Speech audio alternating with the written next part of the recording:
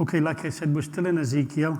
We're in chapter 40, and I'm going to read the first 4 verses.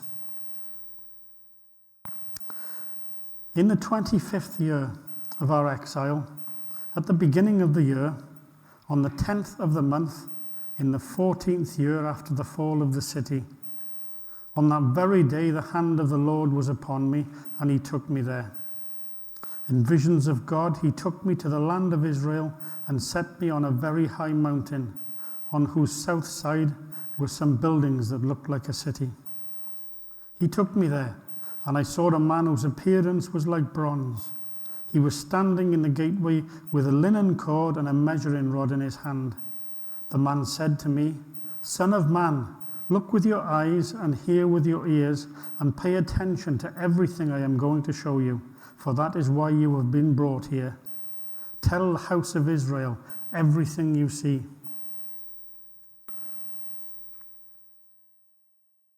So here we have another prophecy which is precisely dated.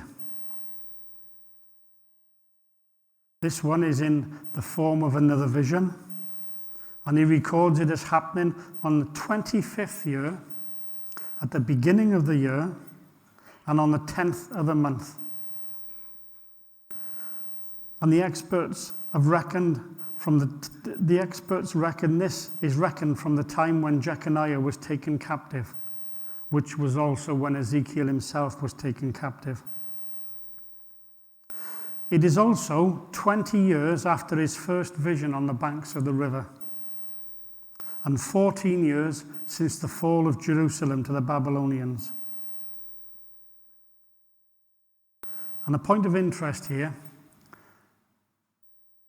bearing in mind that the people of Judah are now in exile in a foreign land, the city's been destroyed, and yet it is still only 50 years approximately since the discovery of the Book of Law in the temple in the reign of Josiah.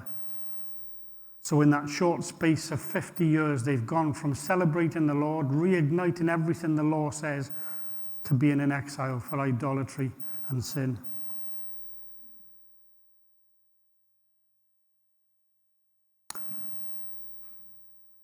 And just to give you a bit of a better timeline about this, the Book of the Law was discovered approximately 622 BC during the reign of Josiah. And as you know, he instituted sweeping changes in the land, bringing people back to worshiping Yahweh. And yet, just 25 short years later, they're going into exile under the Babylonians because of their sin and idolatry. 25 years. 11 years after that, Jerusalem was destroyed by the Babylonians. 14 years later, Ezekiel is given this vision of the new temple that we're going to look at. But even at this point, the people of Judah had to wait another 40 years or so before Ezra was allowed to go back and rebuild the temple. But as we know, that wasn't the one that we're going to be seeing in this vision. Ezekiel is now done with prophecies concerning God's people and their enemies. The rest of this book of Ezekiel focuses on the vision of the new temple. And Ezekiel is taken back there, or taken to this temple, by means of a vision. Matthew Henry says this about it: "The prophet was brought in the visions of God to the land of Israel. And it was not the first time that he had been brought thither in a vision. We had him carried to Jerusalem to see it in its iniquity and shame. Here he is carried thither to have a pleasing prospect of it in its glory, though its present aspect, now that it was depopulated, was quite dismal."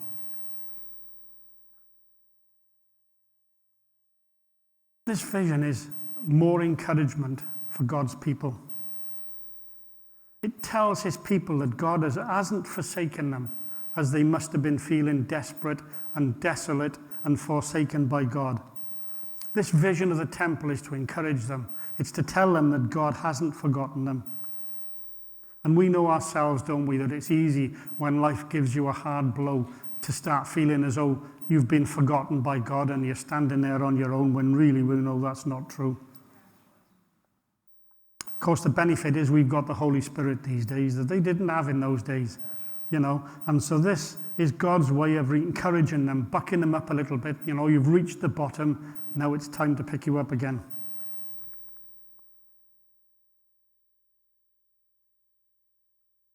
God is telling them through this vision that we're going to be seeing that his relationship with them will be restored.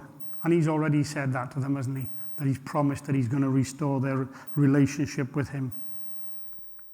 They're going to be elevated to a new, never before even conceived position of intimacy with the Lord.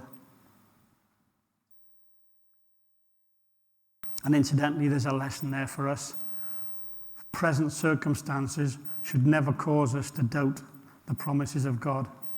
No matter how desperate things seem, we should hold on to those promises of God because we know that God never changes. If God makes a promise, he will keep it.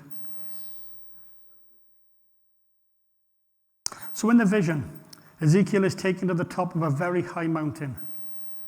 Now, we're not told the name of this mountain or its location. And as this is a vision anyway, there's probably not much point in speculating. The information would not seem to be important to us. Although, people being people, it hasn't stopped them speculating. And some scholars have attempted to link the vision with Mount Moriah, where it's believed Solomon's temple stood. All we know is that he stood on a mountain, he looked south, and he saw some buildings that looked like a city.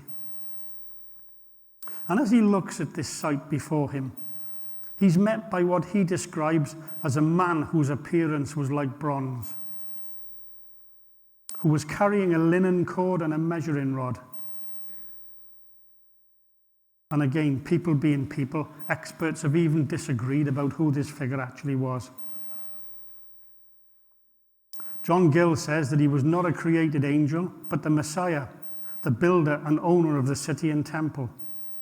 While the Cambridge Bible for Schools and Colleges says the man is not to be identified with Jehovah himself, who brought the prophet to him. It is scarcely necessary to inquire who the man is. He is a creation of the prophet's own mind, a living symbol of the revelation of God. So on the one hand, we've got some people saying the figure is the Messiah. And on the other hand, we've got people saying he's a figment of Ezekiel's imagination. And probably everywhere in between. Personally, I choose to believe that it was an angelic being sent there to guide Ezekiel through this vision, as we'll hear as we go through the books. Anyway, whatever, the man tells Ezekiel to look with his eyes, to hear with his ears. In other words, pay attention. Pay attention closely to what I'm going to show you. Again, going back to what I said at the introduction last week about literal or metaphorical.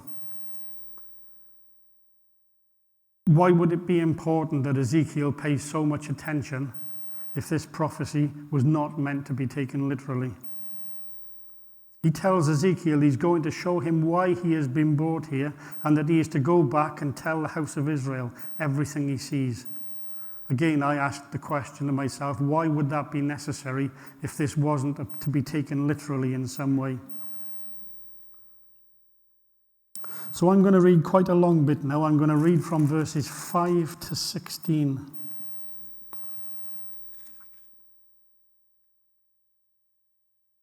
I saw a wall completely surrounding the temple area. The length of the measuring rod in the man's hand was 6 long cubits, each of which was a cubit and a handbreadth.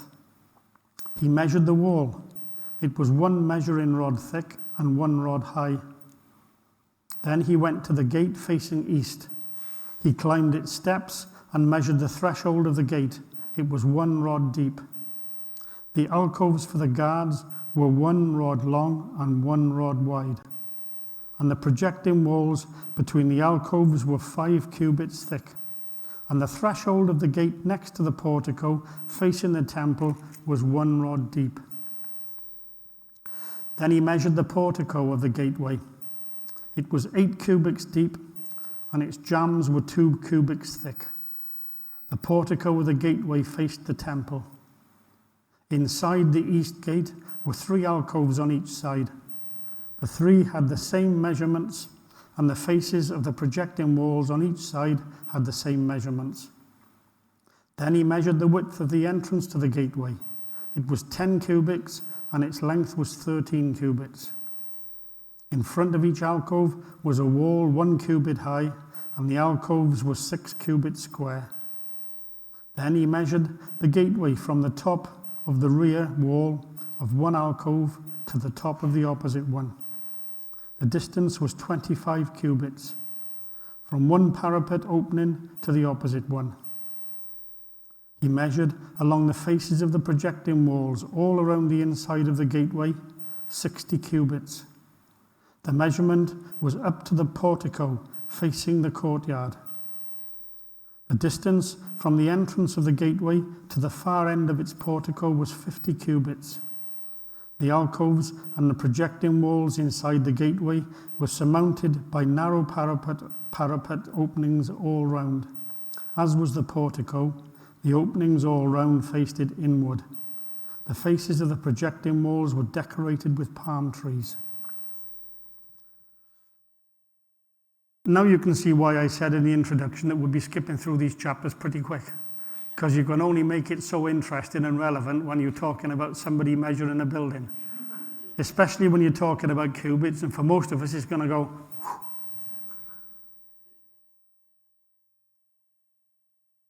Although in fairness, as I've studied this, there's a lot of people have attempted to make drawings out of this, and they can't even agree on that, because some of the drawings of the temple are wildly different from each other. So, anyway. So here, Ezekiel first of all describes the equipment the man is carrying to do the measuring. Now, these may not mean much to us today. In fact, they probably won't mean much to us today. But in Ezekiel's time, the people would have known exactly what he was describing. And what follows is a tour of the temple complex led by this radiant man and recorded by Ezekiel. The tour is filled with measurements and descriptions, and it gives us a detailed descriptions of all parts, including the gates, of which there are 6, 3 in the outer wall and 3 in the inner wall. The east gate, the north gate, the south gate, and the gates to the inner court.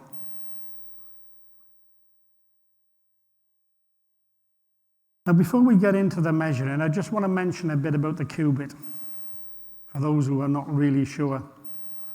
A cubit comes from the Latin word for elbow, and it's used in most English Bible translations where the Hebrew word for elbow refers to measurements. Now, in various ancient cultures, the cubit referred to the typical measurement between a person's elbow and the tip of the middle finger. That was your typical cubit. Now, obviously, there are no fixed meaning to this because people come in different sizes.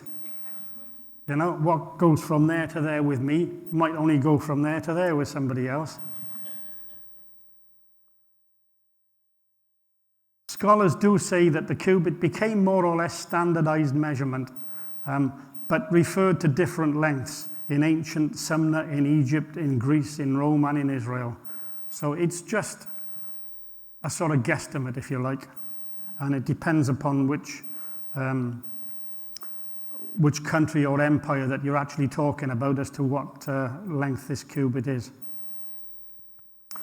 For biblical usage, scholars have estimated the cubit to be anywhere from 1.33 to 2.2 feet.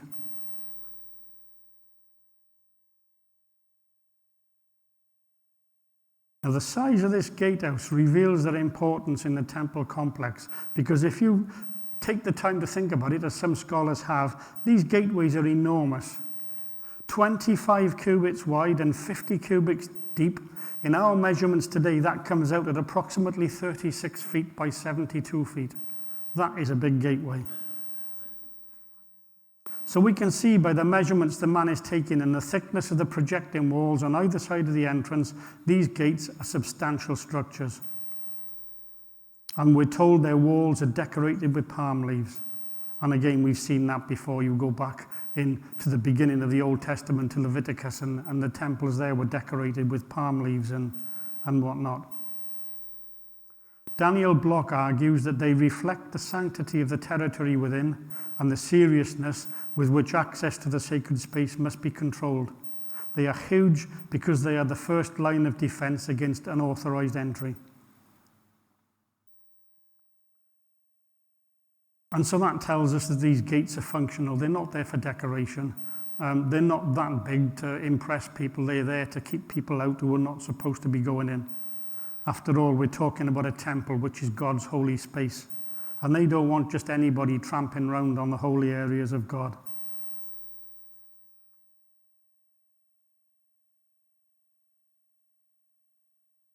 The outer gates which project into the outer court, these physical apertures or openings are not only intended to keep out undesirables, it's designed to establish a separation between the common and the holy. For people who are allowed into the temple, there's still this division between the common areas and the holy areas where only the priests are allowed to go. And each of these structures consists of 6 parts: the stairs, the doors, the first threshold, the recess room, the inner threshold, and a vestibule. And each individual space acts like a buffer, filtering access to the next one, and eventually to the inner and the outer courts. So they're functional more than decorative. They're probably impressive if you're standing before one in the day, but they're functional as well. And as we go through this description, we see descriptions of the outer court and the rooms for preparing the sacrifices. Now, this east gate is described in great detail, and there's an unspoken assumption that all the other gates are going to be the same, because as we go through this, we'll find that they're only briefly described. They're not gone through in as much detail as the east gate is. And so it's assumed that all the rest of them are going to be the same. We've told you what one is like. The rest of the gates are all the same. And Ezekiel is led first to the east gate. And it's no accident that he was led here first, as this was the usual way of entering the temple, and to the Holy of Holies, which was at the west end of the temple.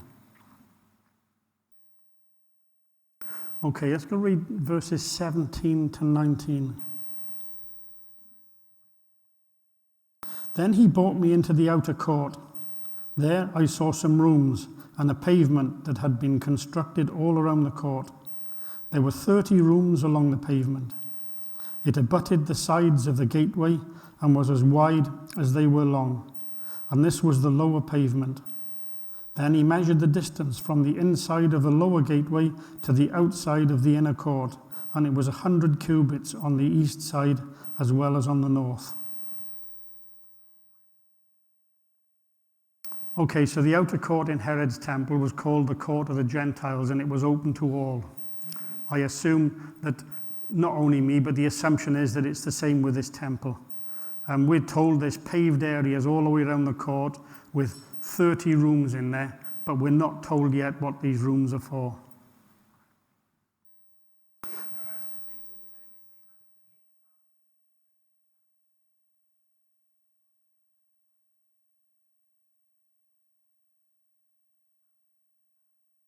Oh, yes. Absolutely. Yes. And that would have been quite a picture, I would imagine. Yeah. Quite a noise and yeah, something to see. Indeed. Okay, let's read verses 20 to 27.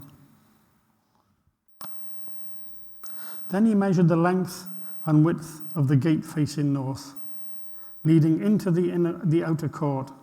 Its alcoves, 3 on each side, its projecting walls and its portico had the same measurements as those of the first gateway.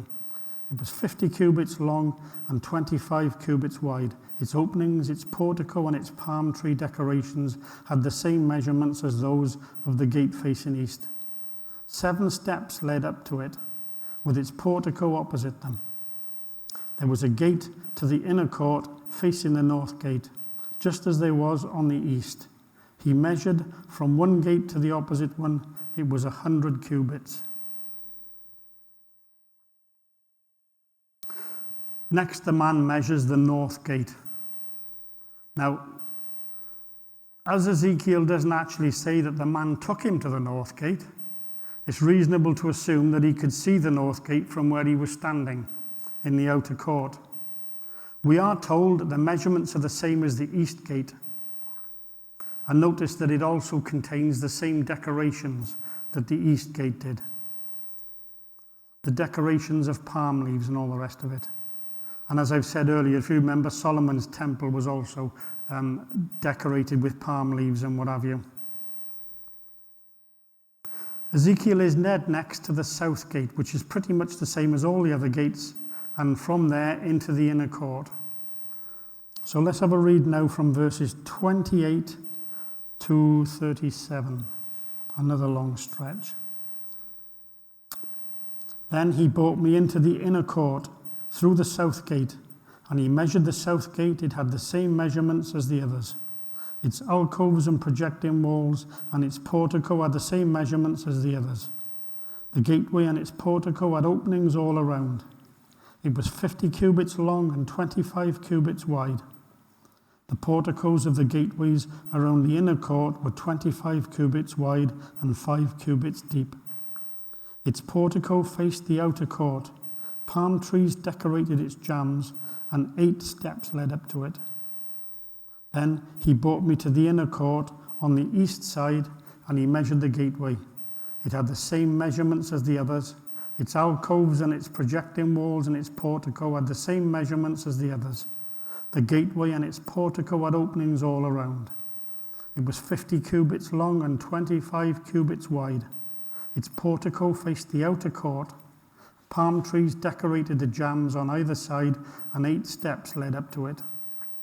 Then he brought me to the north gate and measured it. It had the same measurements as the others, as did its alcoves, its projecting walls, and its portico, and it had openings all around. It was 50 cubits long and 25 cubits wide. Its portico faced the outer court. Palm trees decorated the jambs on either side, and 8 steps led up to it.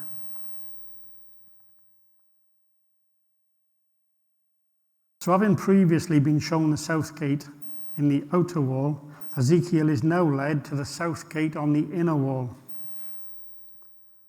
And here we see that this gate is identical to all the others. He's led through this gate into the inner court and to the east gate in the inner wall. This gate also has the same measurements as the others and is also decorated in the same fashion with palm trees.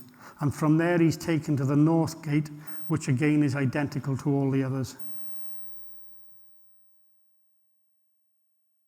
So let's read now verses 38 to 47. I'm sorry we're skipping through this quickly, but there's only so much you can say about somebody measuring a temple and keep it relevant. Okay, a room with a doorway was by the portico in each of the inner gateways, where the burnt offerings were washed. In the portico of the gateway were 2 tables on each side, on which the burnt offerings, sin offerings, and guilt offerings were slaughtered. By the outside wall of the portico of the gateway, near the steps at the entrance to the north gate, were 2 tables, and on the other side of the steps were 2 tables. So there were 4 tables on one side of the gateway and 4 on the other, 8 tables in all, on which sacrifices were slaughtered.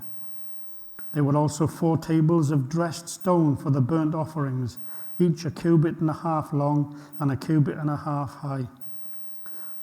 On them were placed the utensils for slaughtering the burnt offerings and the other sacrifices, and double-pronged hooks, each 1 handbreadth long, were attached to the wall all around. The tables were for the flesh of the offerings. Oh, sorry? It doesn't sound good, does it? No. Outside the inner gate, within the inner courts, were 2 rooms, one at the side of the north gate and facing south, and another at the side of the south gate and facing north. He said to me, "The room facing south is for the priests who have charge of the temple, and the room facing north is for the priests who have charge of the altar.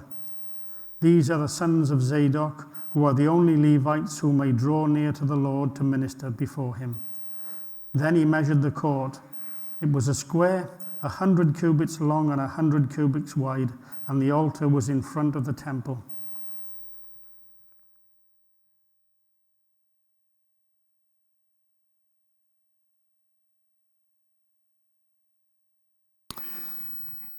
Yeah, I'm going to just read to the end of the chapter as well. He brought me up to the portico of the temple and measured the jambs of the portico. They were 5 cubits wide on either side. The width of the entrance was 14 cubits, and its projecting walls were 3 cubits wide on either side. The portico was 20 cubits wide and 12 cubits from front to back. It was reached by a flight of stairs, and there were pillars on each side of the jambs.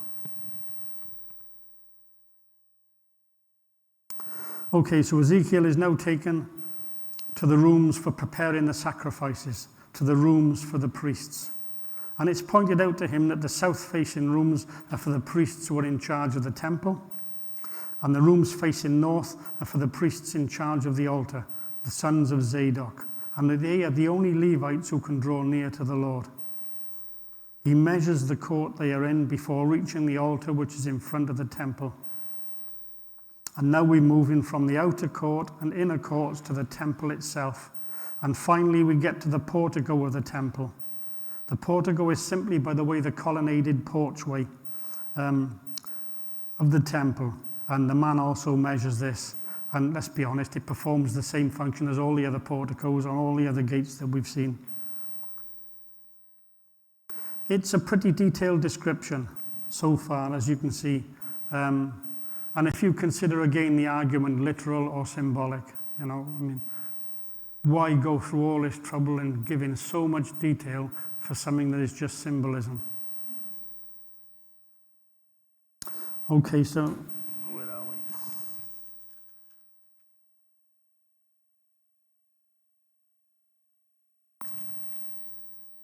No, I think I'll leave it there for tonight because we're starting a new chapter now. And I don't want to sort of stop that in the middle of a chapter.